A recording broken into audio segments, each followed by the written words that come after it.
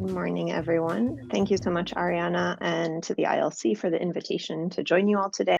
Right, the Institute for Immigration Research is a joint venture with the Immigrant Learning Center, and our mission is to contribute to a society where attitudes, policies, and rhetoric about immigrants and immigration are based on data, reason, and global contexts. So this morning, I'd like to provide some facts and data about immigration in the United States with a focus on three main topics. So the first is sort of facts about immigration in the facts about immigrants, in the United States, facts about the border, and some facts about immigration policy.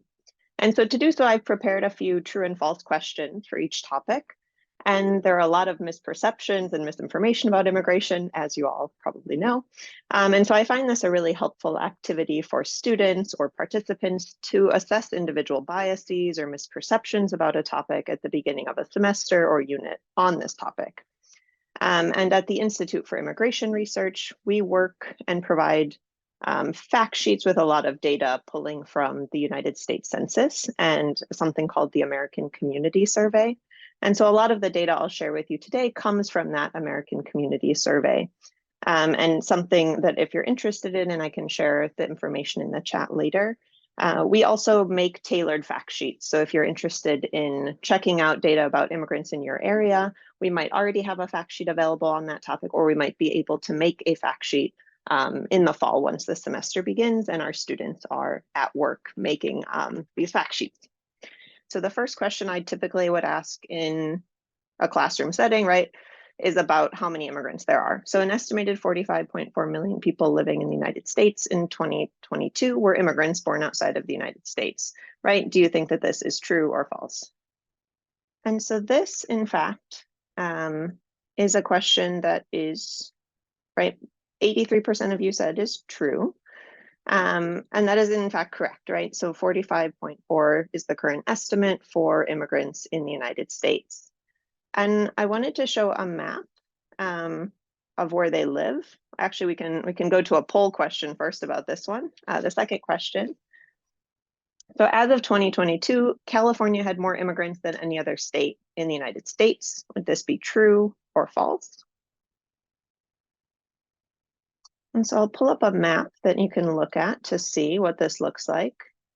So this is a map showing at the county level the percent of immigrants per county. And so when we look at the map, right, I'm not giving you state totals, I'm giving you county totals here. But you can see that, right, there's a lot of dark green areas in California and in Texas and also in Florida, right, around Miami.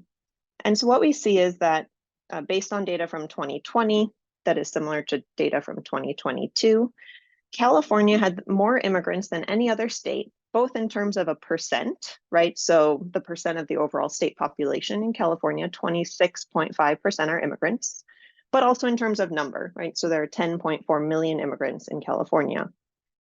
In terms of states with the highest percents of immigrants as the overall population, New Jersey, New York, Florida, and Nevada have very high percentages of immigrants.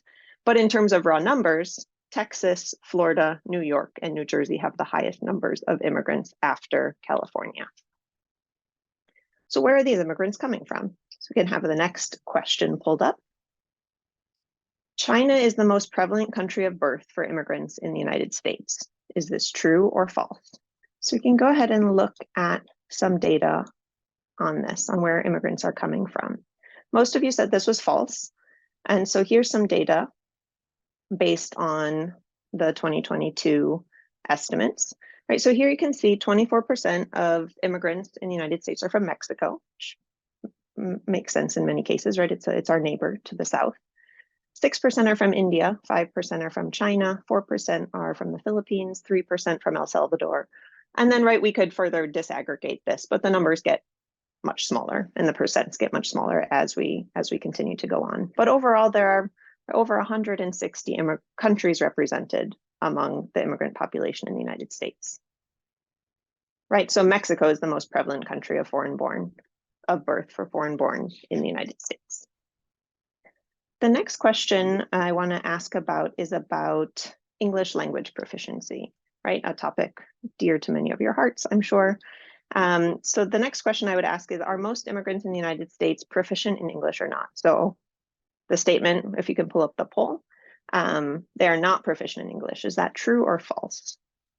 So this is actually false, right? So if we look at, there's different categories and we can debate how we define proficiency, but in the survey, the American Community Survey, people self-respond about their proficiency level. And so we would say that 54% of the foreign-born say that they speak only English or they speak English very well. Well, what languages are they speaking at the national level? So when we break this data down, we can see that 42% of immigrants are speaking Spanish at home, 17% are speaking English, and then we have some other languages as well, right? Chinese, Hindi and related languages, Filipino and Tagalog, and then other languages. And this makes sense based on where people are from, right? People are from Mexico, India, China, Philippines, and El Salvador as the top 5 countries. The next question I would typically ask people is whether or not most immigrants in the United States are naturalized citizens. And this is actually true. So if we look at the immigrants in the United States, 52% are naturalized US citizens and 48% are not US citizens. However, it's important to note that not all of that 48% are actually eligible for citizenship. So typically what happens is when people come to the United States, they have different legal statuses, but to become a citizen, you have to first have a green card or lawful permanent residence. And then it usually takes 3 or 5 years to even be eligible for citizenship. Not everyone chooses to become a citizen, and this can be because of many different reasons, but sometimes they have to give up their other citizenship, and so people might not want to do that. The second topic I wanted to provide some data on today is immigration and the border. This is a topic that's often in the news, and it's highly politicized.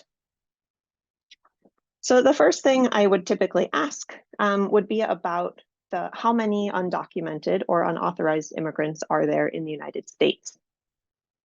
And so here I wanted to show a graph with some data from the Pew Research Center. And so you can see here that the number of unauthorized immigrants in the United States has increased from 1990 to 2005, but has actually been pretty stable from 2017 to 2021. And so, right, this is true, right? There are about 10.5 to 11 million undocumented immigrants in the United States. And I'm happy to, I'll be around for a while to answer questions in the chat. And I'm happy to explain more about why this is. But there are actually new estimates out just this weekend that probably in mid-2022, there were about 11.3 million unauthorized immigrants in the United States.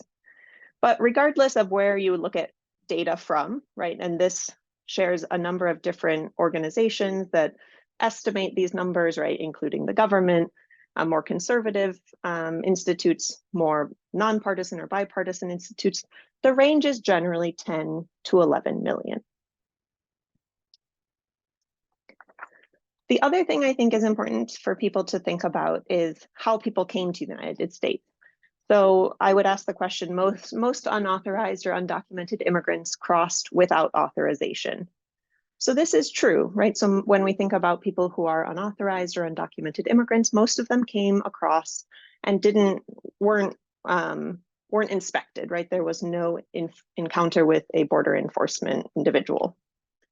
But actually, the number is much smaller than you might think. So 46% of the unauthorized population in 2017 were actually people who came to the United States on a visa, right? So a tourist visa, a student visa, a temporary work visa, and they overstayed their visa. So they let their visa expire, and then they didn't leave.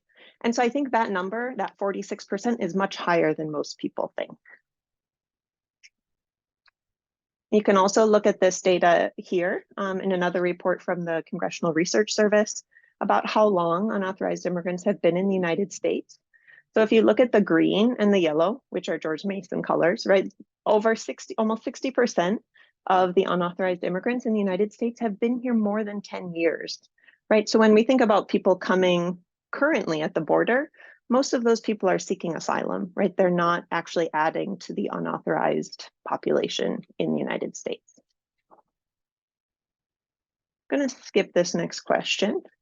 But I wanted to just, in my final minutes, talk a little bit about immigration and immigration policy, which, right, again, is something that is really going to be and continues to be a really big political issue, particularly with the upcoming election.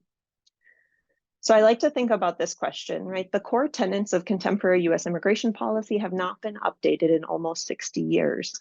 And this is true, right? So I've listed some of the immigration policies that immigration scholars love to talk about, but the main one that sort of made the major changes to how the overall immigration policy that we have today works is from 1965. And so one of the issues that we're facing as a country is that the policies are outdated and they don't reflect the contemporary landscape, or they don't reflect our contemporary economic needs. And so, right, there's really a need for these immigration policies to be changed. And what we see happening increasingly is that presidents are using executive power to, sort of make small tweaks to immigration policy because there hasn't been any legislative change in Congress.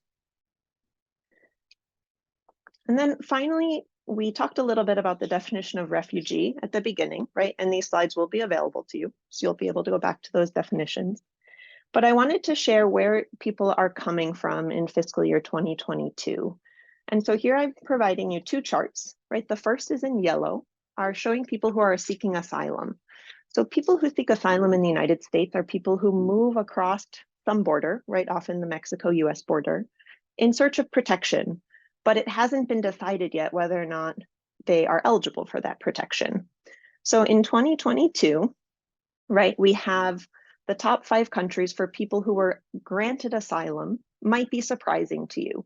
So 13% of people who were granted asylum in 2022 were from China, 10% were from Venezuela, 7% were from El Salvador, 6% from Guatemala, and 6% from India. In contrast, refugees are people who are displaced. So we can think about, right, Congo, Syria, Burma.